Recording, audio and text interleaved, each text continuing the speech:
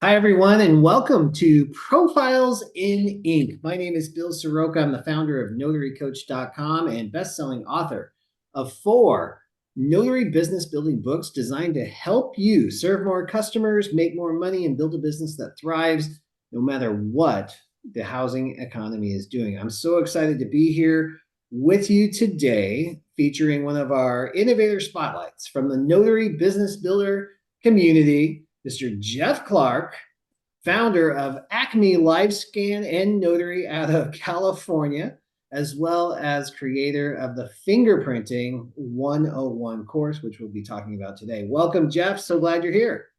Thank you, Bill. Thanks for having me here today. Yeah, it's always a pleasure, Jeff. And you and I get to talk a lot. You get featured in lots of interviews with the notary community because a lot in part for the value that you bring the community because you're constantly growing, evolving, and sharing information. In fact, I remember this just popped into my head too, Jeff. I remember several years ago, as part of the Sign and Thrive course, you were the technology guy. You were like tech support. If something went wrong with printers, I could say, Jeff, step in here and help me. And you were always so willing to do so. And I'm so grateful for that. Yep. And wow, how times have changed, right? Loan signings have really slowed down. And you and I were talking about your business revenue right now, and it's converted from what used to be loan signings to almost 70% of your business now being in fingerprinting and the apostille business. So before we get into that exciting component, for those that don't know you, Jeff, why did you become a notary entrepreneur in the first place? Okay, so that's a interesting question. So I started in this business because I was in the technical field before for point of sale before, and my boss decided to stop paying me. So I obviously had to find something else to do. And I had a friend that was a real estate agent. She said, "Hey, you should be a real estate agent." And I said, "Okay." So I started studying for that. And while I was studying for that, I'm like, okay, maybe I should be a notary. I'm like, okay. So I went and took the class to be a notary, and I'm in the class. And actually, the instructor, I get to see her every once in a while, teaching for the NNA, and she said, "Hey, you should be a loan signing agent." And I'm like thinking, at the time it was $10 a signature here in California. I'm like, I'm just gonna make $10 here, $10 there, no big deal. And then she opened it all up. It said, "Take this course," and I took a loan signing course with her, and then I was off and running As you doing know, notary right? work. Yeah. Yeah. So So here you are. here I am. Yeah. So that's how I got into it. I was, I obviously I did become a real estate agent. I'm not a real estate agent now. I like let my license lapse, but I've been, continuing on doing notary work, and I really enjoy it. What do It's you like most about it, Jeff? I think the is trying to the best or most important thing for me is trying to be able to be a help to people. It's people are in trying to get things notarized for legal reasons or whatever, and they're like, "Hey, I need a notary," and I'm there and I can help them with that service. And that's really why I'm doing this business. And of course, the relationships I've built with notaries over the years, that's been a help too, because there's been times that I've had to refer business to other notaries, and I've got referred people to me by other notaries. And this is the I like this kind of relationship building. I guess is you know just it's great. I had that from my prior career relationships that I was building through that avenue, but this gives you a whole fresh. I guess I can see more newer faces all the time. So I get to build more relationships with more people versus not saying that I'm discrediting all those other relationships I had in my prior career, but No, just, definitely not. Yeah, this you is know, just different, right? yeah, different and there are a lot more changing faces. So you get to see more people and get to build more relationships. Well, I want to talk a little bit more about that. I'm so glad that you mentioned that because one of the things we haven't talked about yet is that you're also the founder of thenotaryfamily.com, co-founders with Maria Coburn as well. And this is all about relationships. So can you elaborate maybe just a little bit more in a sentence or two just about how important cultivating relationships with peers from a standpoint or perspective of collaboration versus competition is and why you started that particular program. Yeah, so it was one of the things that Marie and I have a passion for, and to be able to help one another as notaries instead of being competition. Yes, of course, I have notaries that are down the road from me that are my competition, but they're really not my competition because there's more than enough work for everybody here. And I can't do everything. I can't be everywhere all the time. And that's why we created this. We wanted to have a community where we can get notaries hopefully in a local area, even though we have members across the country. We wanted to get it on a local level, and we have in my area there's several members in my area that we just I the first thing I think about is, hey, they're a member, let me send them work. And I'm doing my trust next week, and I called up a notary and said, hey, I need a notary to notarize my trust. So these building these kind of relationships that you can learn from other notaries. So this is we share experiences with one another, try and learn from each other. Hey, how did you do this, or what would you do in this situation? That kind of thing. Learning from one another in those ways. The Notary Family is not a training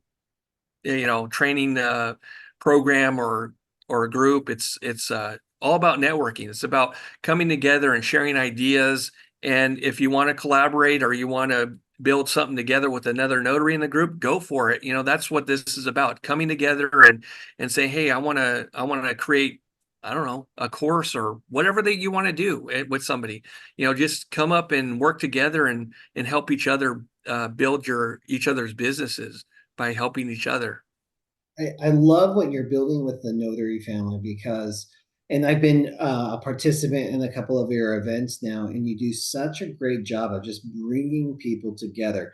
And those types of shared experiences, I think, just opens the door for collaboration that you're talking about. Uh, who knows where those are going to evolve and go? Which brings me to exactly what we're talking about today, because as I was reading your description of how fingerprinting 101 evolved, you talked about how Jim Allen, the marketing notary, had kind of planted this seed about how you need to create this course and this product. So tell us a little bit about fingerprinting 101, how it evolved, and what you're hoping it accomplishes for people. So I started, like you said, Jim Allen. We were on Clubhouse one time, and he's all about Google profile, sharing that information. And I think at the time he had his course going, and he said, hey, you should do. We were on there talking about fingerprinting quite a lot, and he said, hey, you should teach people about fingerprinting. I'm like, okay. And so I I decided to just one day do a live Zoom class, invited a bunch of people, and I think we had about 30 people show up to that class at the time, and it just evolved from there. So then, I started having monthly classes to invite people that had interest in learning about fingerprinting to those classes. And what it provides a person that wants to know about fingerprinting. So it is fingerprinting 101. It gets you from zero to being able to fingerprint somebody. And of course you can go beyond. Okay. So I go in the basics. There is more information that's out there that even I don't know. I mean, I learn things all the time in fingerprinting, but it's enough to get you going and add another revenue stream to your business. Jeff, I love that you talk about that, and it's like you know exactly the role you fulfill here. You're not trying to be the end all be all for anybody who's thinking of fingerprinting, but you've got the foundational piece. So if somebody was keeps hearing about fingerprinting and they're like, "Oh, this is lucrative. Oh yeah, you can do this." What advice do you have? Like, well, and let me even drill that down even more. If your class, Fingerprinting 101, which is an on demand course, meaning it's available 24 hours a day, 7 days a week, is that course something that's available to everybody in every state? And is it about the digital or live scan fingerprinting, or is it about ink fingerprinting? So the course is primarily based around ink fingerprinting because that's the basic. Everybody can do that in every state. So it doesn't matter what state you live in. I do talk about biometric fingerprinting or live scan and go through that as well and give a demonstration for that. But that is specific for by state, by state, by state. So it's very difficult for me to tell you whatever state you're in that you can do that kind of fingerprinting because every state has different rules and regulations and vendors and that kind of thing. So I do have a section specifically for California because I am in California and I know the whole process. But if you're outside California, it will tell you everything you need to know to get into ink fingerprinting. And then I do give resources to look into uh, biometric fingerprinting in your state. But they would have to go through do a little research on their own to find out what's needed in their state. Yeah, so this is a good jumping off point if somebody was just curious about fingerprinting for them. And here's what I find really interesting about your particular business model, Jeff, is your price point. So I wonder if you could tell people what your price point is for fingerprinting 101, the basic class, and then couple that with the return on investment. When could somebody expect a return on investment if they were to invest and purchase your course? So the course is $49 and that gives they will just be able to jump in and the day that they finish the course, they will be able to roll fingerprints. And so at $49, if you're fingerprinting one person, you can recoup that easily. I charge $40 a card. So if they need two cards, you already made your money back off the course. So, I mean, obviously your point is whatever it is in your area that you need to do it. But it's easy to make that money back through the course. Now, if you get into electronic stuff, that's a different story. But Yeah, that's a different investment point, in right? different investment. But yeah, But let me ask you this, Jeff. So no matter what, if somebody was interested in fingerprinting, should they learn ink fingerprinting before they even dive into biometric or electronic? So this is no matter what state they're in, no matter what they're looking at, does this course make sense? yes, it does because everybody, if it's an immigrant, for example, they can't be fingerprinted electronically generally for FBI background checks. The cards have to be taken for them. So ink is always going to be there. I I'm not saying you can't jump into live scan or biometric fingerprinting out of the gate. I did before I did ink cards, because I'm in a state that doesn't like ink cards. But I believe that doing the ink cards is the way to go because it doesn't matter where you are in the country, you can ink fingerprint somebody.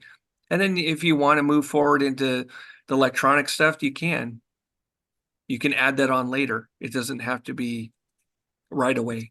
There's some room to grow if you want to. What I love about your price point though is it's easy to dip your toe in. I mean, $50 is dip your toe in money. Jump in, dip your toe in. Is this something you're interested in? If it is, then you're in for $50 and you can start earning revenue with ink fingerprinting cards right away.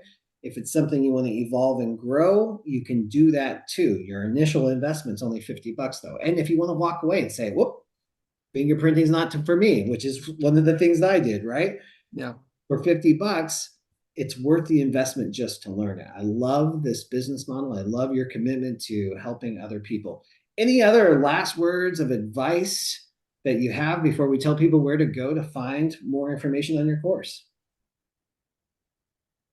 Look into it. I mean, everybody should be, if you're a notary, especially if you're a notary, you should look into fingerprinting because it works hand in hand with notary work. There's been several times where I had to notarize something and fingerprint the person at the same appointment. So it's something that will help you grow your business, because it's a service that is needed and it's only growing larger and larger each year.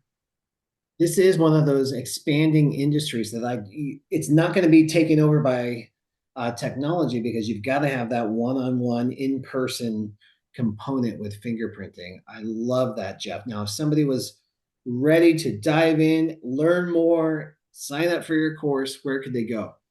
So they can go to my website at acmenotary.com and then under the fingerprinting link, there's a learn fingerprinting link or button that they can click on and go to the sign up. Beautiful. Thank you so much, Jeff. And if you're watching and you're interested, just check out the show notes below, and I'll have all of those links to make it super easy for you. Jeff Clark, thank you so much for being here. Truly appreciate all you're doing for the notary and fingerprinting community.